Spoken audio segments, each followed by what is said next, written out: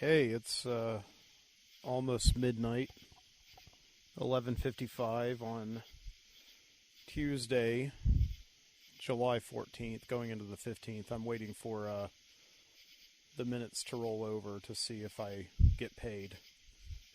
Direct deposit. This is Mike Booty, and I do a show called The Midnight Citizen. I've been doing shows pretty consistently this summer. Podcast is what you want to call them. That term comes from back in the day. There used to be these little MP3 audio players that you would carry around in your pocket called an iPod. And there were also other companies that made these MP3 players. There was Zune. Is that a company that made MP3 players? I think anyway.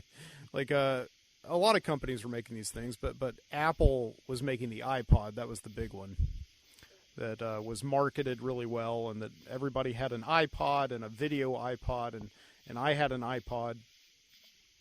And around 2004, people started to record, little audio files and putting them on the internet for a download to your iPod, and these were called podcasts.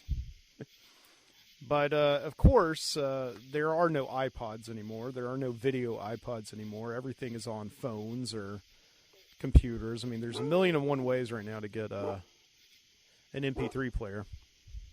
Sorry, that's my dog there, sitting out on the porch right now. There's a million ways to get an MP3 player right now. And they are no longer called pods. But nevertheless, the term podcast lives on. So when I started doing the Midnight Citizen show back in 2010, iPods, I had a video iPod, and that was still very relevant at the time, although iPhones have been out for a couple of years.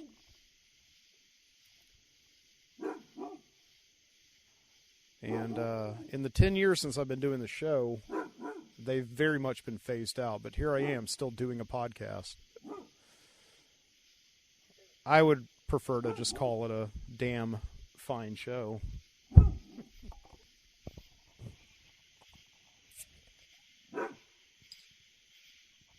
Izzy, stop. Izzy. So. But, yeah, I did my show pretty consistently from 2010 to 2017, and then I stopped, and because I got a job that took up a lot of my time, and I got a teaching job that took up so much of my time, so I just had to stop doing the podcast altogether. So. There was also that, and just the anxiety of starting a new job. I kind of didn't want them to, do, just working with the kids and all that. I didn't want kind of the stigma of having to, teach publicly all week long and then go home on the weekend and do a private show and have the kids, listen to it and start talking to me about things that I was talking about on the show that don't have anything to do with my profession. So that was something that I was... had a lot of anxiety about teaching, and I would have kept on doing that. I would have kept on just working my job and not doing my show. And of course, this year we had this little pandemic happen, this COVID-19 coronavirus crisis happen that forced everybody inside back in March, and ended up giving me a lot of I wouldn't say free time on my hands, because I was still teaching. We were doing virtual school, and I was teaching from my house. And in order to teach from my house and get really good sound going for the kids in a way that would not pick up the dogs every time they barked, like is happening right now, I ended up pulling out all my old podcasting equipment, my mixer and my microphone, that was, was just designed to get the voice right in front of you. That's not the microphone I'm using right now, but so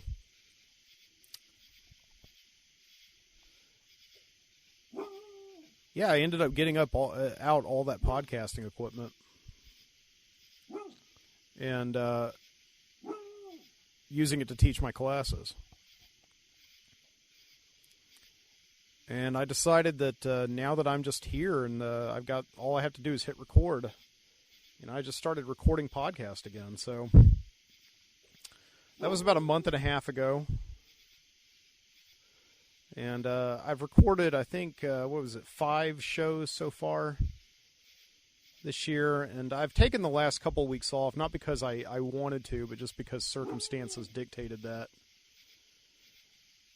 But I've had a really good time recording podcasts this year, and they've all followed a very specific format.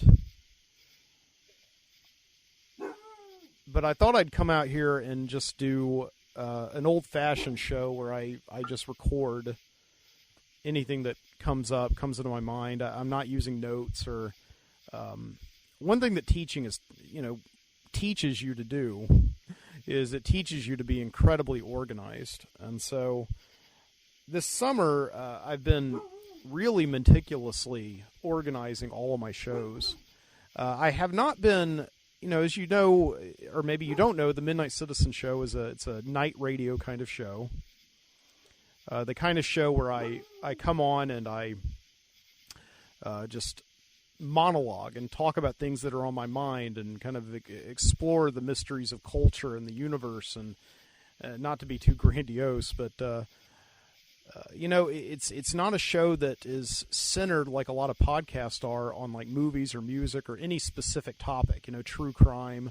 I'm not saying that there's anything wrong with those podcasts, but I think people pigeonhole themselves a lot of times by just searching categories when they want to listen to podcasts. And I just want to hear what's on people's minds. And I think a lot of times people, who do like a movie podcast, let's take a movie podcast, for instance, they'll talk about things that are on their minds, but then they'll forget to talk about movies. So, you just downloaded a movie podcast to hear somebody talk about, sitting in traffic today. So, but I was always just really interested in doing a night radio monologue type show like, Gene Shepard used to do in the 60s and 70s.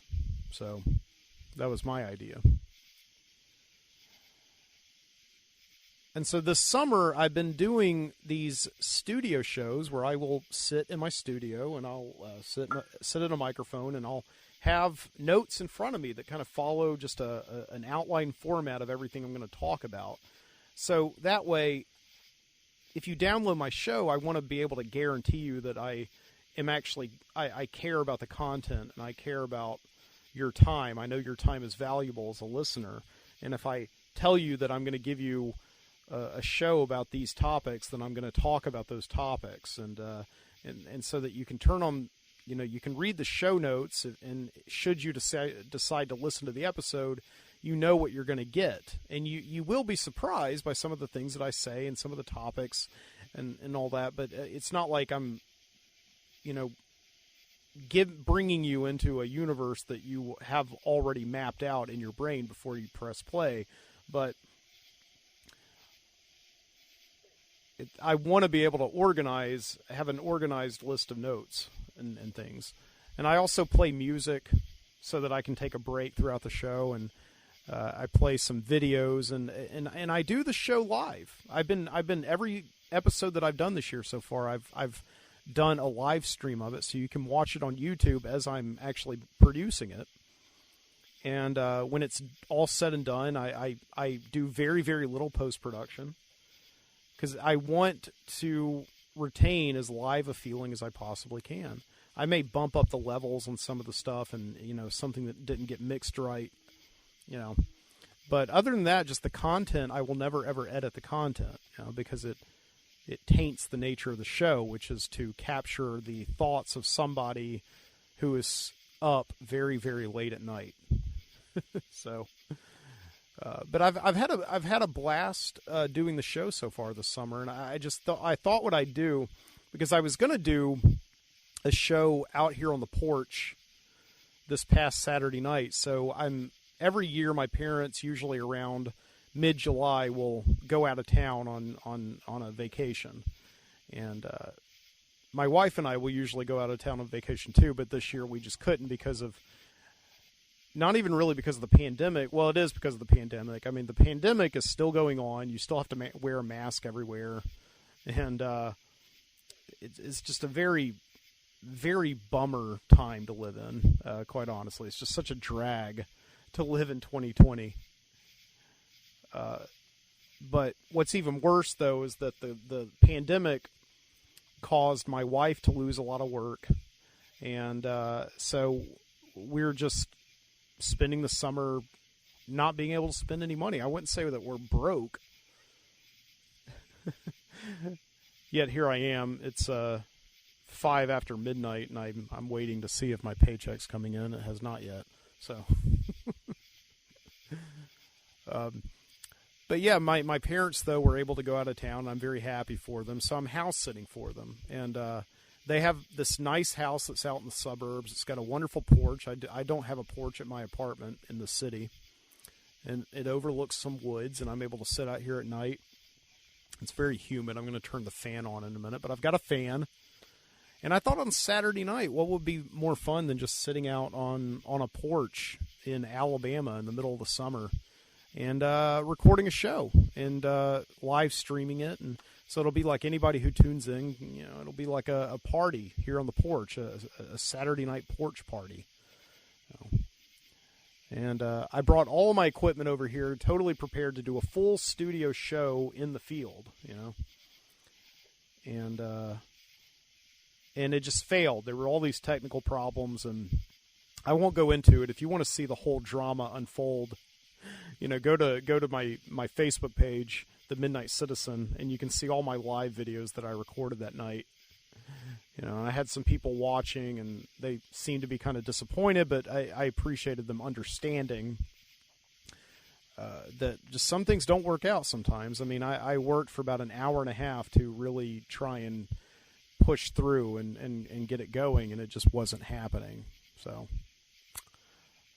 but I had all my notes made out. I was totally, prepared. I had written a story for it. I'll talk about that in a minute. I had written a story for it. I had all the stuff ready to go. It just didn't work. So I just called it a night. I unplugged my computer. I took everything back inside. Took my mixer back inside, my microphone, my computer, everything. And just sat out on the deck and smoked a cigar until about 2 o'clock in the morning. And I think that was like a deal that I made with myself when I decided to start doing podcasts again. It's just, if it's okay for it to feel like work, but if it begins to become too stressful and monopolizing too much of your time, then just take a step back and just, because you want to enjoy it. I've already got a job that takes up a lot of my time, and podcasting is a hobby. I take it very seriously. It's a very serious hobby, like the people who put those little ships into bottles.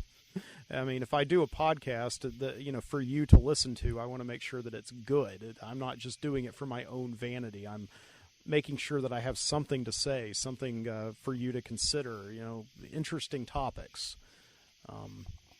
So I want to make sure it's well done, and I think I've always tried to do that with this show.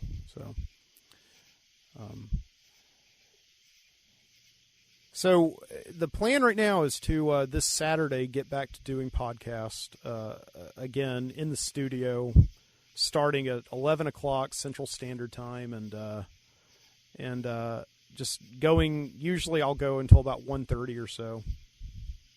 That's with my pre-show, post-show, and the actual show itself, and that's what I'll do this Saturday. So, but I felt really bad though about going 2 weeks in a row without recording a show. So I thought I'd just come out here, maybe just do like a midsummer type of show, not like midsummer like the festival where people go and dance and take acid and jump off of cliffs and all that. If you saw that movie, whew, boy, that was a bad movie for Norwegian tourism, let me tell you that much. Ugh.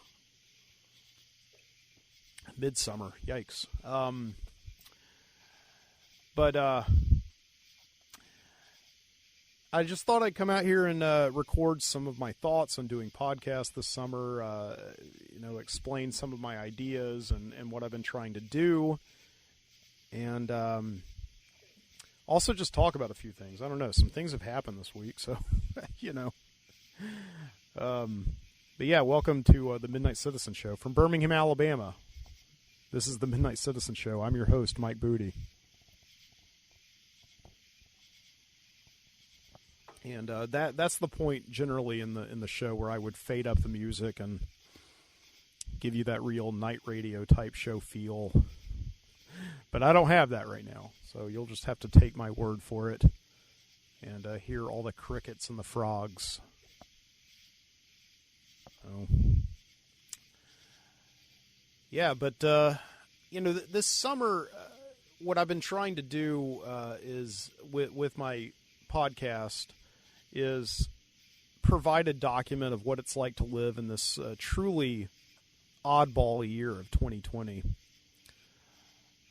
You've got this pandemic, which is like this global crisis of public health. You got this disease that they didn't have a cure for. They're trying to find a vaccine for it. I guess they have found a vaccine for it. In Alabama, living here in Birmingham, Alabama, where I am right now, I'm essentially trapped in my state right now. I really cannot leave, except to go to maybe one of the other high infection areas in the country. The coronavirus numbers are so high and rising every day here in Alabama that if for an Alabamian to go to almost any other state in the union, that they would really be persona non grata. If they did not self-quarantine for 14 days, they will be imprisoned. So it's really just a weird time to live. And last night I went with my friend Jason to the drive-in movie theater, and I've been talking a lot about on the show how I think that this crisis, as bad as it is, could actually have some pretty interesting effects for culture, specifically pop culture. Right now, we are taking a break from movies. In the 130-year span of motion picture filmmaking, there has not been a single year where movies have slowed down. Now during World War II, that was kind of, I guess you could say, movies took a weird turn, with a lot of famous filmmakers in Hollywood were dedicating all their services to the war industry. You had a lot of people actually going to war and leaving Hollywood behind to fight for our country or make propaganda films for our country. But this is a time, though, where we are truly taking a break from movies. There has not been a new movie released in a theater in 4 months. And here on the show I talk a lot about the drive-in, which was invented in New Jersey in 1927 at a gas station as a way for the guy who owned the gas station to drum up some extra business, And drive-ins have always been a very distinctly American phenomenon. Something, they, of course, proliferated throughout the 50s and the 60s. They started dying down in the 70s and becoming very seedy places. And they've been dying down ever since. But this pandemic seems to be bringing them back. A lot of people seem to like the idea of going and sitting in their cars or sitting in their hatchbacks or sitting in lawn chairs and watching big outdoor movies. And that's what I did last night. My friend Jason and I went to this place called the Grand River Drive-In, which 2 years ago, it was owned by a company in Texas, and they went out of business. And so they shut down the drive-in, but of course they just left this huge vacant lot about the size of 19 football fields. I'm not exaggerating. It's about the size of 19 football fields. 4 screens. They just left it. Well, I don't know how you leave a vacant lot empty, but they did. It's just a big place, and with 4 screens there. So the shopping mall where they left it took over ownership, and they were supposed to open up like last March, and they kept on pushing it back, and everybody was getting really angry at them, me included, because it's like, as somebody who's actually started their own drive-in before, it's really not that difficult to get a projector, a digital projector, because companies don't release movie like film prints anymore. So basically, they send the movie to you on a drive. I don't really understand why it took them so long to reopen when they allegedly had all the equipment already there.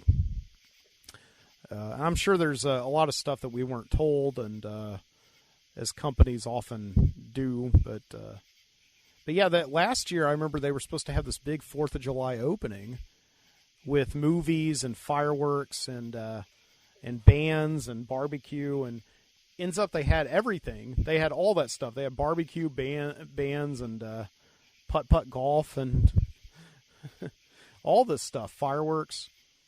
But they didn't have the movie, which seemed to me like that was the easiest thing to do. A lot easier to... It's a lot easier to push play on a projector than it is to smoke a brisket. So I don't understand.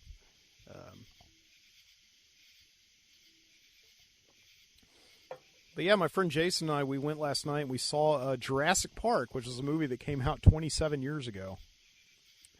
And, of course, I've seen that movie many times, but we were sitting there just kind of off to the side. There wasn't anybody around us, so we talked through the whole movie and talked about that movie and talked about how the fact that apparently right now Jurassic Park is number one in the box office. 27 years after that movie came out, it's number one because drive-ins all over the country are showing it. And then after that, we saw The Invisible Man, which is pretty much the last movie to come out in the theater before the pandemic hit. That's the number 5 grossing movie. So it's weird that a new movie that came out this year is 4 places behind Jurassic Park at the box office. That's very odd. You know, but Hollywood has all these movies that are just sitting on the shelf right now, and nobody's going to see them until next year. And I was just thinking that, man, that's so interesting that we really are taking a break from movies right now, and I think we need to. Because one complaint that I've had about movies for the last several years is that Hollywood makes them so fast that they just don't think about them. You know, they make movies in order to keep the rights to them, to the properties, to the intellectual properties. They make the movies because there's this insatiable hunger on the internet among fans for them. And again, it's like that line in Jurassic Park. You know, you were so preoccupied with the fact that you could make it that you didn't stop and think that you should. And that's what Hollywood does. So, and right now, I think people are just pausing and they're appreciating. They're like that kid at the toy store whose parents tell them, you know, you could get something new today, or you could save your money and go home and just appreciate the toys that you have. And I think that that's what we're in a state of doing right now. We're appreciating what we have rather than what we're going to get. Because one of the things that you hear so often these days is you hear a bunch of kids going to see like the Avengers and thinking that, you know, like Ant-Man's really great or this new Iron Man's really good. But I heard that in the next movie he's going to be fighting Captain America or whatever. You know, people go into movies watching them as like episodes rather than movies, rather than films, and not really thinking about, not appreciating what they have right now, but just thinking about what's coming next. And that's just a sign of the times, a sign of a culture that just cannot slow down, that cannot stop to appreciate what it has in its hand right now. And when you do that, just the quality of everything thins out.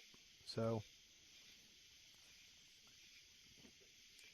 I'm truly hoping that when we come out of this drag of a summer and of a year, that we start to appreciate a little bit more what we can make. I don't know. Again, my friend Jason came over tonight, and we were sitting down and looking for a movie to watch, and we were watching. We decided on the movie Three Kings, which is a movie that came out in 1999. And 1999 was a big year for me, and I didn't even realize it until we were talking about it. Of course, Jason and I, whenever we watch movies, we usually choose movies we've seen a bunch of times, and we know the lines to. But in this case, I hadn't seen Three Kings probably since I was in high school. Okay, that movie came out when I was, I think, a senior in high school, or a junior in high school. And, but I was able to watch the movie and still talk to Jason at the same time. But 1999 was such a big year for me because that was the year that I turned, that was the year that I turned 17. I think that's right. Yeah. I turned 17 in 1999. So the reason that was such a big deal is because I could suddenly go see R-rated movies and not have to worry about, oh, am I going to get in or not, or whatever. I was able to get into R-rated movies before I was 17, but I still look young today. Like, I'm 37 years old, and I still get carded for this beer that I'm drinking right now. So it really depends on whether or not I shaved yesterday that I get carded or not. But, yeah, before I was 17, it was so stressful going to see an R-rated movie because I always knew that there was a very large chance I was not going to be able to go see the movie, So I would obviously have to find ways to go to see the R-rated movie. Like, I would buy a ticket to the Disney movie, and then I would sneak into the Dimension Films movie. So it didn't always work. And sometimes I was very honest. Remember one time I wanted to go see Lethal Weapon 4 really, really bad. That movie came out when I was 15. I wanted to see that movie so bad. And I went, and my mom dropped me off along with my friend Clayton, and we went to the box office and nonchalantly like, yeah, 2 tickets for Lethal Weapon 4. Yeah, we were 17. And they said, where's your parent or guardian? So they didn't let us in. So I bought a ticket to The Nutty Professor, which is the last movie that I wanted to see in the entire world, The Nutty Professor. And we ended up watching The Nutty Professor because I don't think I had the cojones to try and sneak into Lethal Weapon 4. Even though a couple years later, I ended up working at a movie theater, and that's the last thing on our mind is enforcing who's in the movie theater. We don't care at all, So anyway, what was I talking about? But yeah, 1999, though, that was a big year for me because I turned 17 in September of that year. So I could suddenly see all of these R-rated movies. So a whole branch of movies that previously was closed to me was open. Branch, no, door. And 1999, my friend and Jason were coming to the conclusion as we were talking about it, was probably the best year for movies that we've ever had, at least in my lifetime. And just in the terms of, like, you had an amazing amount of truly groundbreaking movies that came out that year. Movies that had creative vision, movies that were unique and original, not just in their storytelling, but in their acting, in their cinematography, in their use of music and sound. You just had so many movies that year, and I just don't think I appreciated it. I figured, like, oh, I'm 17. All R-rated movies must be like this or whatever. So yeah, we were talking about some of the movies that came out that year. 1999. So, like, Three Kings was one of them, which is this fantastic movie with George Clooney. It's directed by David O. Russell, who's a guy who's done a lot of movies that I do not like at all. But Three Kings is a great movie about these American soldiers in the days after the ceasefire was signed between America and Saddam Hussein following the Gulf War. and they find out that there's this bunker of all this gold bullion that Saddam Hussein stole from the Iraqi people. And they decide to go and steal it, but along the way they begin to rescue all these Iraqi refugees and trying to get them to the border with Iran. And it's a very funny, very satirical movie with a lot of really great action in it, and just the kind of movie that I just, like, I could not believe what I was watching tonight. Like, I mean, when I saw that, I remember seeing that movie with my dad when it came out 21 years ago. And that was one of the movies that just really clicked for me. Like, man, I think I really like movies. You know, that was one of them. So some other movies that came out that year, you know, that was the year of American Pie. Big movie, obviously, for me, as a 17-year-old, you know, boy, going to see American Pie. That was the year of this really great movie, Election, with Matthew Broderick, a great satirical high school movie about a teacher that tries to fix a student election for student council. Very, very funny to me, especially now because I'm the faculty advisor of the student council at my school, just as Matthew Broderick is in that movie. I don't think I'm as corrupt as he is, but maybe a little. I don't know. Yeah, what other movies? So you had like The Sixth Sense, which is obviously a big movie that year, the movie where Bruce Willis, well, there's a big twist at the end of that movie. And I saw that movie the last day that it was in theaters.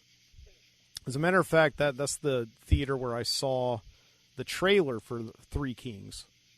So Sixth Sense was a PG-13 rated movie, and I remember working at Suncoast Video, actually, and a bunch of people kept on coming in and talking to me about how great The Sixth Sense is, but they told me, oh, there's a twist for it. Look out for the twist.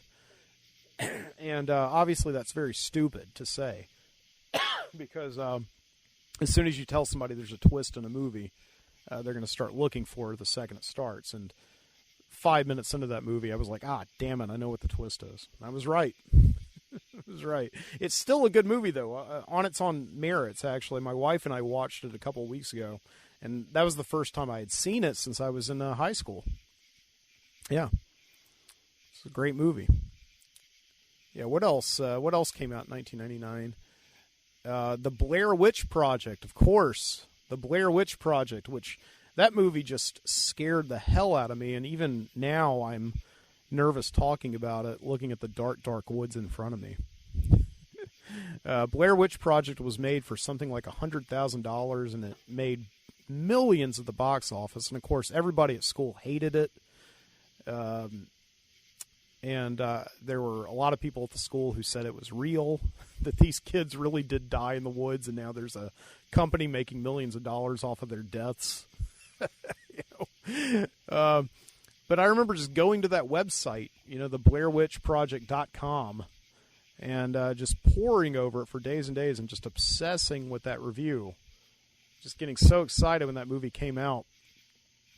And I was not 17 yet when that movie came out, when the Blair Witch Project came out. And I had to try and go see that movie. So here's what I did. I had a car because I could drive, and I had a car. So I went to 2 local theaters to try and go see the Blair Witch Project at a certain time. And I had to plan out my day to make sure that if one theater would not let me in, that I could go to another theater and catch the next showtime. So I really had to be very strategic. So I, cut the clipping out of the newspaper. And, okay, this show starts at 11:40. Okay, I'll go there. If they don't let me in, I can go to the next theater about 20 minutes away. That show starts at 12:20. So you just had to be strategic about it. And what I would do every single time is I would walk up, I would park, and I would walk up to the box office, and I would set my keys down on the counter in front of the in front of the box office. And I would be like, 1 for Blair Witch Project. My thinking would be that, okay, they see my keys, so they assume that I'm 17. And it did not work with 2 theaters. Yeah, how old are you? How old are you? You can't go see the Blair Witch Project, And I finally drove to the theater that nobody ever goes to anymore, at least not anybody from the suburbs. and out of the Wildwood, and they let me in. And from then on, any R-rated movie I wanted to go see up until I turned 17 a month and a half later. I just went there because I realized that they were so desperate for business, and they just did not care there at all. They just didn't care. So I went there. So yeah, I saw the Blair Witch Project, and just sat there in the theater all by myself. It was a packed house, and was utterly just terrified throughout that entire experience, especially since the fact that I was sitting alone, and there was a guy in the theater who I noticed. I was hyper aware, as you should be when watching a horror movie in the theater, if it's good, of my surroundings. And this guy kept on getting up and moving, from seat to seat throughout the film. And I was so paranoid that this guy was going to do something. I was really, really scared about it. So, but he didn't. All right, what other movies came out in 1999? American Pie, Election, Three Kings, Sixth Sense, Blair Witch Project. Yeah, you had Being John Malkovich. Being John Malkovich, one of the strangest independent films of all time, about a guy who, played by John Cusack, who discovers a portal in his office that allows you to be John Malkovich for 15 minutes. Literally control John Malkovich's actions and see his world, and the actor John Malkovich. It was such a strange movie. I did not see that in the theater. I don't think I did. I saw that when it came out to rent, and I ended up renting that movie the next year. But Being John Malkovich, which was directed by Spike Jonze, who was actually in Three Kings. He was one of the Three Kings in that movie. So that was a big year, and I think Three Kings was Spike Jonze's first movie. He was married to Sofia Coppola, and he was a big music video director. He directed the Buddy Holly video by Weezer, and he directed, some of my favorite music videos of all time. I always, every year when I'm teaching my film class and I'm talking about short films, I'll usually show the Chemical Brothers, I think it's called Electra Bank, the music video with the girl who's doing gymnastics and all that to demonstrate, short filmmaking. So yeah, Spike Jonze was in Three Kings. That was his first movie that he acted in. And then the first movie he directed, Being John Malkovich, I think actually he got an Oscar nomination for that movie, for directing. So, and then what else? In 1999, you also had The Talented Mr. Ripley, American Beauty, which is the movie that won Best Picture that year, which I had a big back and forth the other night with my friends Jason and Alex about American Beauty, about whether or not that movie still stands up. And I haven't seen it in years, but that's a movie with Kevin Spacey, so obviously it's a little uncomfortable watching anything with Kevin Spacey now, but back then, I loved it. I loved that movie. Kevin Spacey was my favorite actor. He won the Oscar for that movie. But that movie was, I really think American Beauty is the genesis of a lot of entertainment that we have today. If you think about it, because American Beauty and The Sopranos on HBO both started, they were both in 1999. And so the idea of both of those movies is that you will take this family and and that was the tagline for American Beauty, look closer. And if you think about it, every single TV show now, like a big drama on HBO or whatever, is all about looking into a family that on the surface seems okay, but under the surface there's all this minutia going on. There's all this torment and drama and terror and all that. And I think American Beauty was really the first movie that popularized that. And a couple of years later, after American Beauty, the guy who won the screenplay award at the Oscars for writing that, his name's Alan Ball, came out with a show called 6 Feet Under on HBO. And 6 Feet Under was another game changer in just taking a typical American family and looking at all the tangential characters in their lives and getting under the surface and cutting to the bone and finding out what makes people tick. And And ever since then, every single show is about that, really. So raw and cutting edge and all that. To the point where, it's obviously a cliche and a trope now, but they keep doing it anyway. So, yeah. What other movies in 1999? Oh, we had Austin Powers, The Spy Who Shagged Me, which I remember seeing in the theater. We also had a little movie called Star Wars, The Phantom Menace. Yes. My God. Saw it opening weekend twice and thinking it was so great. Of course, I had waited for it for so long. Not nearly as long as people who had seen Return of the Jedi in the theater, which I hadn't. But, of course, that was the biggest movie of the year. And everybody just went head over heels over it for about 2 days. And then the fans started talking to each other and picking apart small little things that they didn't quite like. I like Jar Jar Binks, but his accent... And then it was like the levees at New Orleans broke. And just everybody started to just shit on Star Wars, and it has not stopped since. And 1999 was like the 9/11 of pop culture. Maybe that was kind of, I don't know, maybe shouldn't have said that, but, anyway. See, that's an example of a line that a lesser podcast host would have cut out in post-production, but no, I'm leaving it in. I'm leaving it in. So.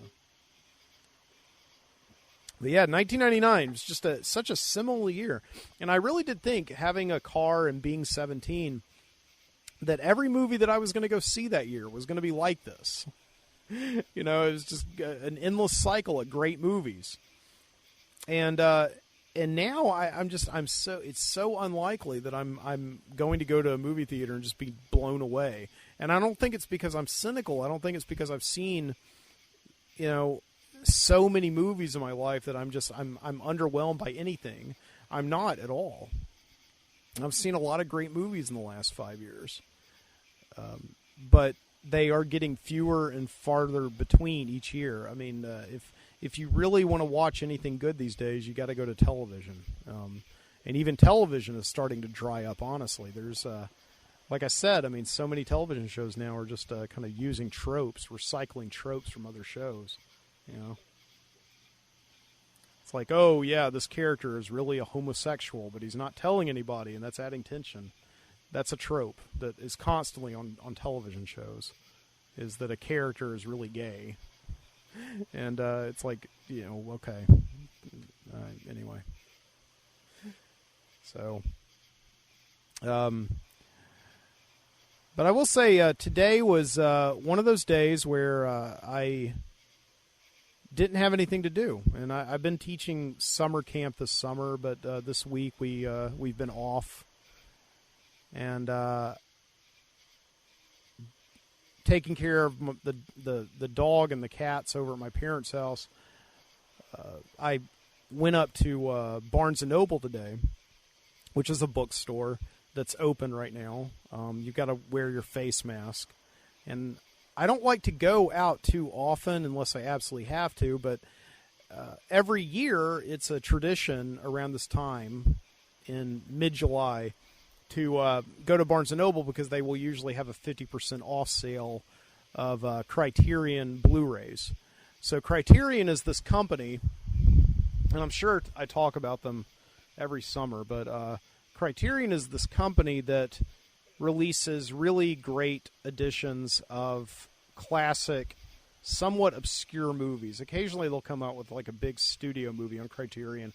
Like I remember when I was working at Suncoast in high school, they came out with a Criterion edition of Armageddon, But mostly they're overlooked films that deserve a second chance. And the packages will come out, and it's like getting a film school in a box.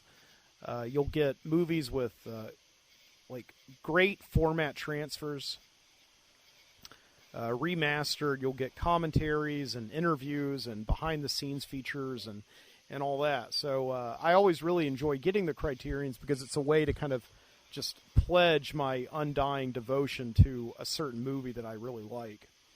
And there's a lot of people that I know who will go to like a Barnes & Noble, and they'll just blind buy a ton of Criterions during the 50% off sale, knowing that, you know, they can basically get 2 really good Criterions for the price of 1. And that's absolutely true. But they'll just blind buy things. And I've blind bought Criterions before, and, you know, most of the time I end up very happy. Sometimes I don't. Like, I ended up one time blind buying David Cronenberg's Naked Lunch. And I that's the only Criterion I've ever returned. I could not get rid of that thing fast enough. It was a bad idea. I'm sure a lot of people out there like Naked Lunch, but I don't like anything about that movie. I don't like anything about that book. William S. Burroughs, oh God. I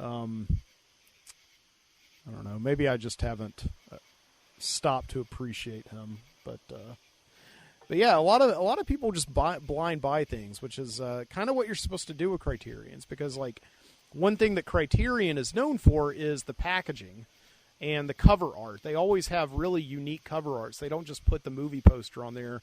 They do some kind of artist rendering, and they commission artists to do them, and so they're always really interesting, and they make you almost rethink your perception of a certain movie. And so you get them. So I have a pretty good collection of Criterions. I probably own about 20 of them or so that I've just collected over the years. And most of them have come from buying them every year at Barnes & Noble during July, and they'll do another one at December, these 50% off sales. You know. So I went up there today, and I got something that I've been wanting for quite a while. And I almost never, ever buy physical media anymore at all because I just simply don't have any place to store it. But for Criterions, I make an example. And honestly, I've gotten it down to the point where I will not buy Blu-rays or DVDs anymore. No, get them out. Hey, I don't need them. They take up too much space in my house, you know.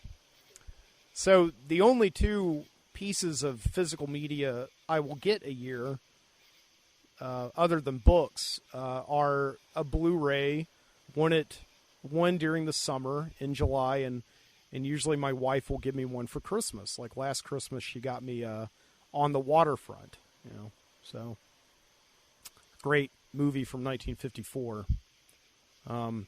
So this year I got Slacker by Richard Linklater. Richard Linklater is most known for directing the 1993 film Dazed and Confused, which is also a Criterion that I picked up a few years ago at one of the 50% off sales. And Richard Linklater is just a great American filmmaker. I really, buying Slacker and then bringing it to my parents' house today and plugging it into the Blu-ray and just watching that movie just made me realize like how much I really do think that Richard Linklater is one of these filmmakers that's just got his pulse on the American feeling of the 1990s. If I can kind of explain what that means a little bit. So, you know, Dazed and Confused is obviously a movie that takes place, if you haven't seen it, in 1976 in the suburbs in and around Austin, Texas. And it's about a bunch of kids who are just out of school. It's the last day of school, and basically they spend the whole night just going around, you know, smoking marijuana, drinking beer, playing games, and just talking about nothing in particular. And I remember seeing that movie when I was going into high school. When I was in the 8th grade, I actually saw that movie the last week of 8th grade. And a major thing in that movie is these 8th grade kids who are being introduced to high school life. So that was obviously a big deal to me. But even more so was just seeing this movie and seeing the way that the guy who I found out wrote and directed the movie, Richard Linklater, is so interested in just the minutia of life, and the way that most of us will spend, like few of us will really spend our lives accomplishing things every single day, you know, doing amazing things. And that's something that we just have to deal with. Most of us are here to just kind of keep the world going, maybe build a little bit of security for our lives and be good people in our community. And maybe we will change the world in little tiny ways, right? But most of the time what we're going to spend our time doing is just kind of consuming and talking and trying to figure out the mysteries of the universe that we're never ever going to be able to solve or change. And that's what Dazed and Confused really said to me when I was 14 years old. And yeah, just watching these characters just not really, they're just deciding not to participate in anything. They're just there just to kind of fill time and just go through the night so that they can get to the morning. And so that was so interesting, Dazed and Confused. And so in the next few years, I really I just watched Dazed and Confused a lot. But when I started to really get into film in high school, I found out about this movie Slacker. I think from like watching IFC, the Independent Film Channel, or something, back when they weren't showing that 70s show 24 hours a day, 7 days a week. I don't know what in the world's going on with that channel now, but it's not anything having to do with independent or film. I don't know what's going on. Anyway.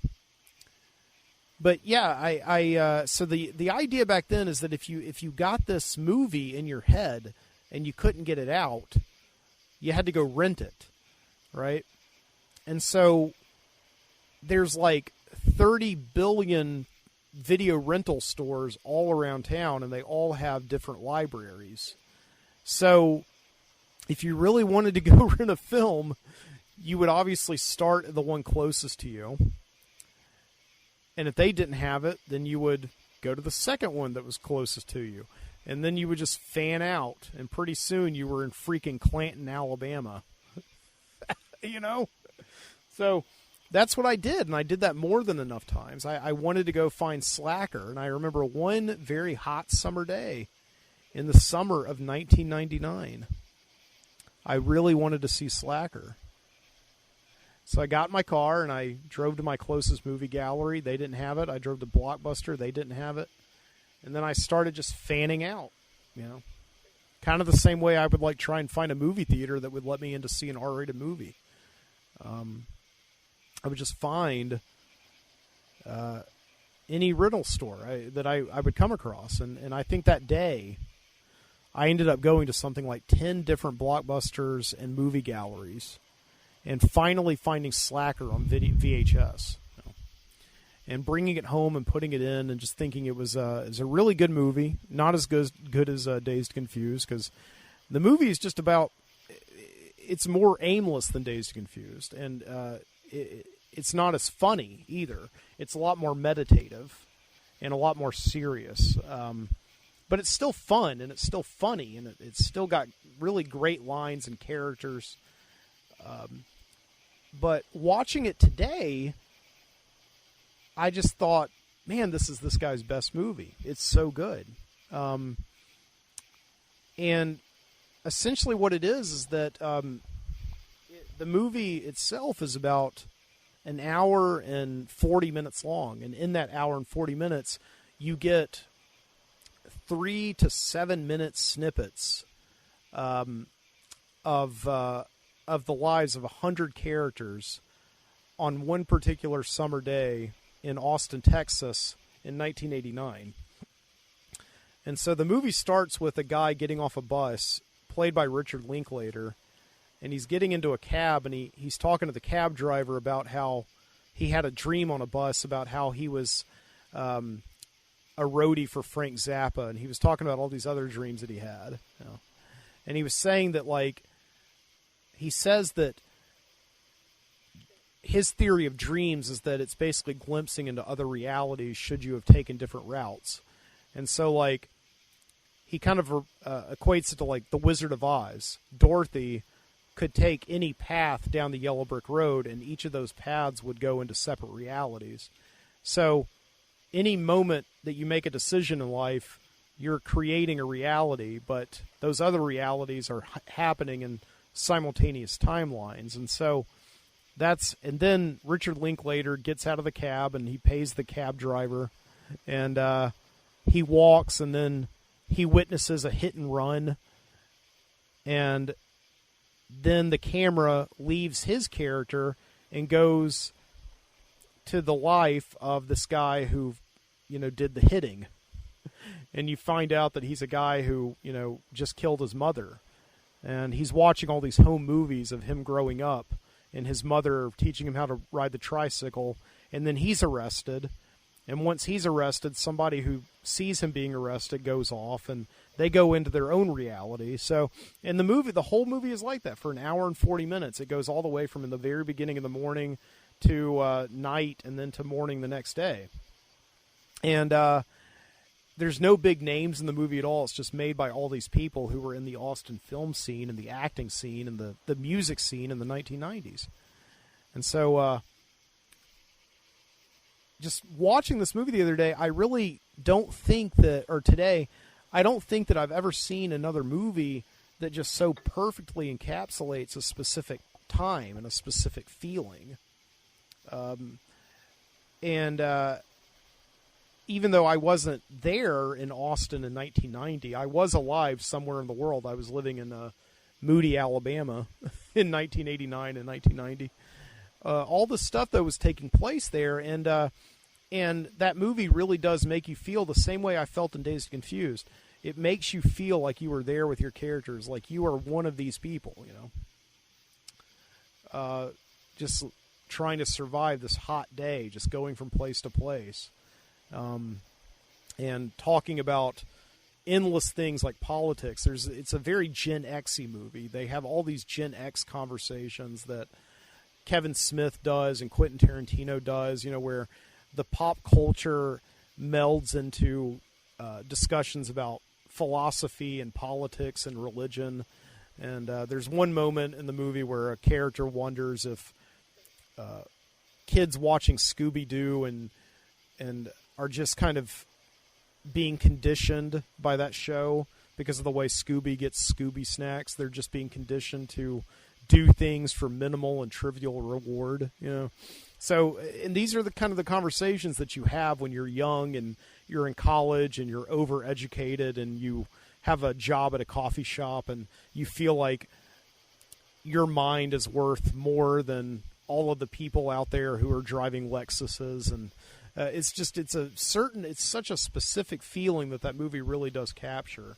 And it's a fantastic movie. But yeah, on the Criterion Edition too, though, there is also another movie on there called "You Can't Learn How to Plow by Reading Books," which is Richard Linklater's first movie that he made a couple of years before Slacker, and that's a great movie in its own right. I watched that one today as well, and that movie is Richard Linklater was the only guy who made that movie. It was him carrying the camera, setting up the shots, doing everything, and essentially what it is he starts out in Texas, and then he just decides to ride around the entire country. Maybe not the entire country, but he rides to California, San Francisco, Colorado, and he goes to all these different places, Montana. And the movie is just about him on a journey. And there's probably, in the hour and a half long movie, maybe about 100 words of dialogue in the entire film. But I sat there this afternoon because I didn't have anything to do because I was being a slacker myself. I watched Slacker all the way through once, and then I watched You Can't Learn How to Plow by Reading Books, and I was getting such a specific feeling watching that movie that I decided to watch it again. I was watching the movie that I didn't even buy the Criterion for. And that's kind of what happens when you buy these Criterions. A lot of times you just end up completely immersed in the world of this film, in the filmmaker. And I watched the movie all the way through twice, with this time with like the director's commentary on, So, I only have like one or two of these days a year where I'll sit down and just be in front of the television all day long watching a DVD or a Blu-ray. But today was that day. Because I just think like Slacker and, You Can't Learn How to Plow by Reading Books and Dazed and Confused. they just have this feeling when I watch them of a lot of things that I kind of feel is going on right now with culture and the way that we are in society. And I'm going to start sounding like a character from Slacker. And that's what I wanted to say before also, is that my trip from video store to video store in that hot summer day of 1999, looking for the movie Slacker, could have been a vignette in the movie Slacker. I could have been a slacker. So, but I was definitely like that, though, at that time in my life, though. I was part of the underpaid American underclass, working a job, finishing school, finishing high school, and then, of course, I was in college and doing pretty much the same thing, feeling like my brain was worth something, feeling like I was worth something to the world, but I was too afraid to really seize an opportunity to change it because I didn't want to be pigeonholed by a corporation or anything like that. Say Anything, which is a movie with John Cusack. It's a bigger studio film that came out the same year as Slacker was made in 1989. John Cusack has this great Generation X line in that movie where he says, "I don't want to buy anything sold or processed, sold anything bought or processed anything sold or bought." And that's such a great line that encapsulates how the American youth was feeling in the late 80s, early 90s, and certainly that drifted over to my generation. I was born in 1982, and I'm what they call an early millennial, born just, after Generation X and too early for the millennials. But yeah, I mean, what I feel is that pop culture was so strong and left such a strong impression on the children of the 60s, 70s, 80s, and 90s. Like, we had such amazing output of creativity due to certain political and social factors that were going on in the world, that now it's almost as if we're in this state of arrested development and we simply cannot move on because we're so hung up on these things. And, I was talking with some people the other night. I was talking to some other podcasters here on the Overnightscape Underground Network at onsug.com, quick plug there, that, when I was a kid, I would go onto the porch, a porch like I'm sitting on now. My dad would be out there with some of his buddies or some neighbors, or like maybe my uncles, and they would be discussing presumably what looked to me at the time adult topics. I don't know what they were talking about, but they would always tell my cousins and I, or my friends and I, to go play. And we would go and play Star Wars, or we would play Indiana Jones and all that stuff. And my dad would be on the porch talking with his friends about, I don't know, like 401ks or golf or something like that. I don't know. But see, here I am now, though. I'm the adult myself. I'm the age that my dad was that time that he was shooing me off the porch and getting me out of the way. And I'm talking with my friends. We're still talking about Star Wars and Indiana Jones, and we just have this arrested development quality to us. We can't. It's like there's something missing. Like, I don't know if we're really adults. I don't know if you can. Like, obviously we look like adults. We act like adults. We pay bills like adults and do all these things. But there's a certain quality to us that we're still obsessed with the same things that we argued with, over at the lunch table 30 years ago. I don't know. But I think that getting back to like Slacker and Richard Linklater's films, that's what it's all about.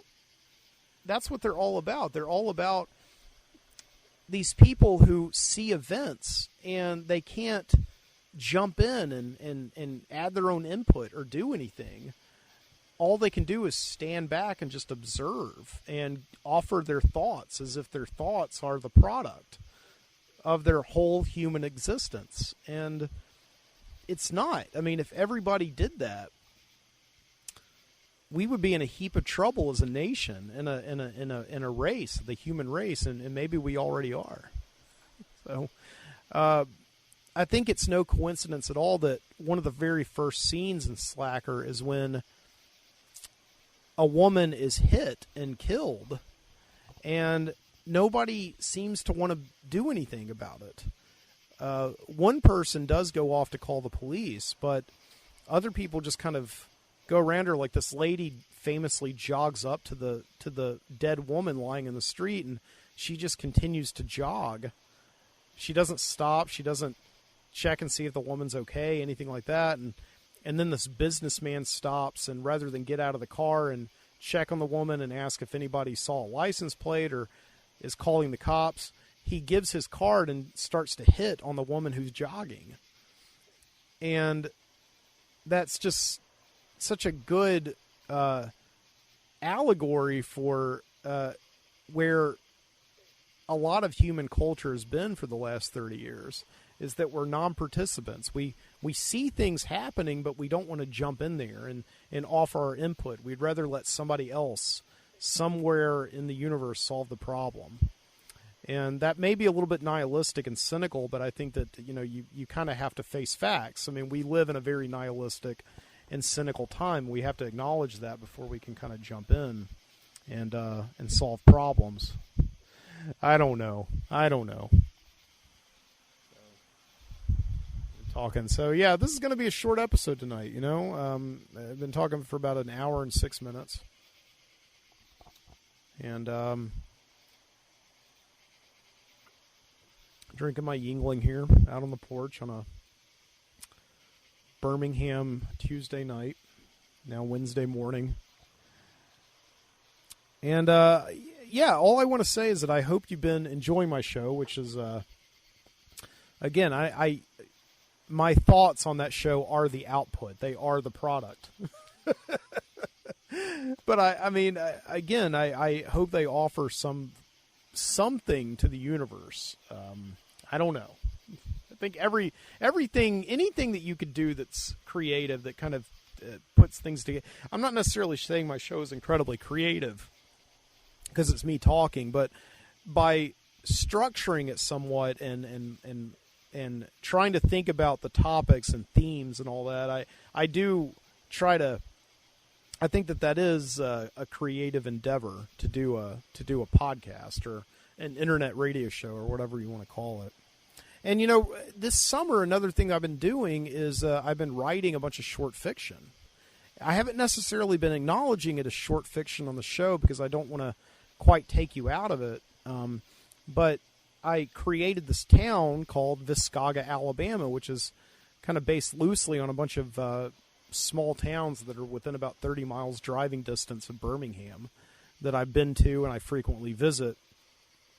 Just these small hometowns and all the characters who live there. So far, I've written 5 stories. I've read 4 on my show, and I've got another one in the can. I've got one finished. I was going to read it this past Saturday, but Jesus, technical problems. So I will read it this Saturday on the show. I wanted to have one show, I guess, where I don't read an episode, and I guess this is it. So, but I'll read it this Saturday. But you can find all those stories on my website at mikebooty.com/writing.